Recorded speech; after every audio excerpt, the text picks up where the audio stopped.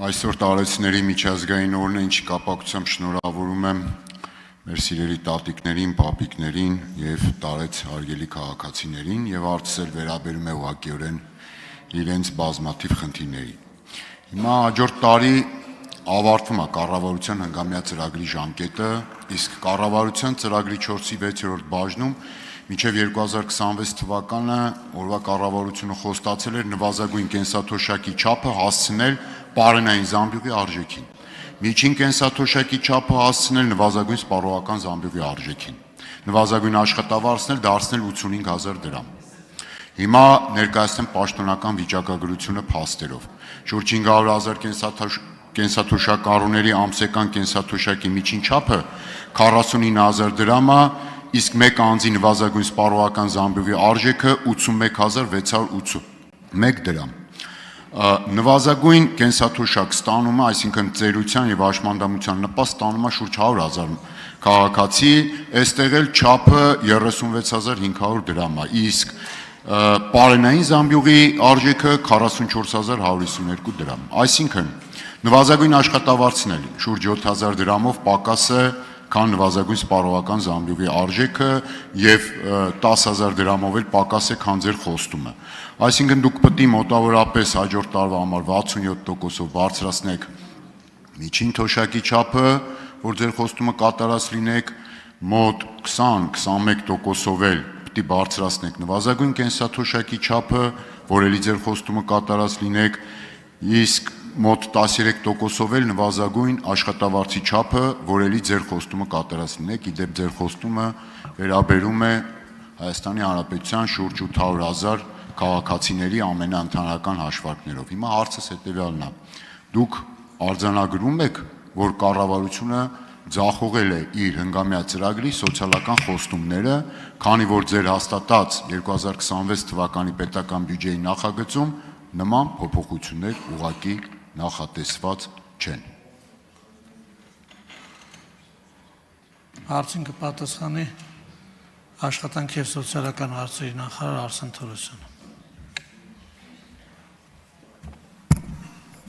Շնորհակալություն, հարգելի գործընկերներ, ես էլ եմ միանում շնորհավորանքներին մեր տարեցների օրվա կապակցությամբ եւ պատասխանելով ձեր հարցին, պարոն Ավետիսյան, մենք իհարկե գիտենք մեր կառավարության ծրագիրը եւ հետևում ենք դրա կատարմանը, բայց միևնույն ժամանակ մենք նորարարական գործիքներ ենք կիրառում կենսաթոշակների բարձրացմանը հասնելու համար եւ այսօր գործող արդեն մի ծրագիր ունենք, որը հետվճարի համակարգն է, որը ոչ միայն թույլ է տալիս մեր կենսաթոշակառուներին եւ ոչ միայն կենսաթոշակառուներին, այլև բոլոր նպաստառուներին բարձրացնել հենց իրենցից ձեռքով բարձրացնել իրենց կենսաթոշակը եւ նպաստը, այլև նպաստում է ընդհանրապես ստվերի վերացմանը մեր հանրապետությունում, ինչը նաեւ հավելյալ գեներացնում է հարկեր, որով էլ նորից վճարվում են այդ կենսաթոշակները եւ նպաստները։ Եվ ես այսօր ուզում եմ այս առիթը օգտագործելով հայտարարել, որ մենք 2026 թվականի հունվարի 1-ից հետվճարի սահմանաչափերը վերանայելու ենք դեպի վերև։ Այսօր գործող 12%-ի փոխարեն մենք այն սահմանելու ենք 20%-ի չափով, որը մոտավորապես միջինում բարձրացնելու է կենսաթոշակները 3-ից 3,500 դրամի սահմաններում, միջին հետվճարը 12%-ի պայմաններում մոտ 4,000 դրամ է, 4,000-4,100 դրամ, եւ քաղաքացիները մեր ովքեր ստանում են նպաստներ եւ կենսաթոշակներ կարող են կրկին ինքնուրույն կատարելով անկանխիկ առևտուր բարձրացնել իրենց կենսաթոշակները եւ նպաստները։ Եվ ես կարծում եմ, որ մենք այս նորարարական գործիքները պետք է ավելի համարձակ եւ ակտիվ կիրառենք, որպեսզի միանգամից մի քանի նպատակի հասնենք։ Կարծում եմ սա շատ կարևոր ձեռքբերում է լինելու 2026 թվականին մեր պետության համար եւ մեր բոլոր կենսաթոշակառուների եւ նպաստառուների համար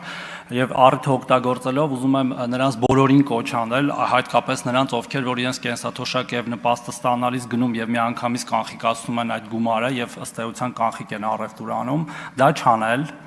այլ իրականացնել անկանխիկ առևտուր եւ դրանով իսկ նորից ըստ էության իրենց կենսաթոշակի բարձրացման հարցը պահել իրենց ձեռքերում։ Արձագանք։ Պարոն Թորոսյան, ձեր համար լավ լուր ունեմ։ Ձեր պատասխանը դասական պոպուլիստական պատասխան էր եւ ըստ էության չէր բխում իմ հարցադրումից, բայց վատ լուր էլ ունեմ։ Վատ լուրն էլ նա, որ ես ձեր գործունեությունը նկատի առնելով, որ նաեւ մի մասով իմ աչքի առջև ա եղել, մտածում եմ պիտի գաք այստեղ եւ ասեք այդ խոստումը տվել են հները, ես ինչ կապ ունեմ դրա հետ, թող գան կատարեն։ Պարզ բան եմ ասում, պարոն Թորոսյան, ասում եմ 49000-ը պետք է դառնա առնվազն մոտ 82000, գներն էլ աճում են, հələ 2026 թվին էլ էս 82000-ը կարող է դառնալ նվազագույն զամբյուղ, ասենք օրինակ 85000։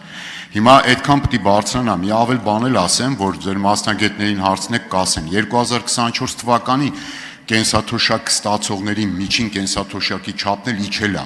որովհետև ստաժը այս նոր եկողների ավելի քիչ է, այսինքն ստեղ էլ մի եւս ճնշում։ Հիմա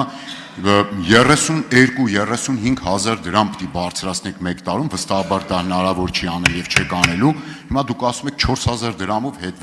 հետ վճար։ Ընդհանրապես չխոսեցիք էլ նվազագույն աշխատավարձ ստացող աշխատող աղքատների ձեր տված խոստումների մասին։ Բա եղավ։ Պարոն Ավետիսյան, ես ըստ էության պատասխանեցի ձեր հարցին, նաև ավելի լայն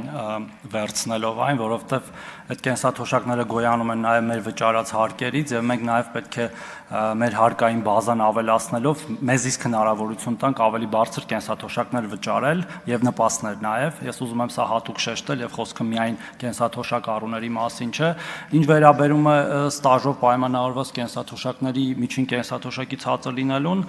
կա նման վիճակագրություն, բայց նաև դրա համար ենք մենք խրախուսում գրանցված աշխատող լինելը, հարկեր վճարելը հիմա, որպեսզի ապագայում նման խնդիրներ չունենանք։ Այս հարցերը մեր ամենօրյա ուշադրության կենտրոնում են եւ մեր նախարարությունը եւ կառավարությունը ըստ էության այս օրակարգը միշտ ուշադրության կենտրոնում է պահում եւ այս որոշումը հենց դրանով է պայմանավորված եւ ես կարծում եմ, որ մեր կենսաթոշակառուները եւ նպաստառուները իրական հնարավորություն ունեն այս չափով բարձրացնելու իրենց կենսաթոշակը եւ նպաստները։ Շնորհակալություն։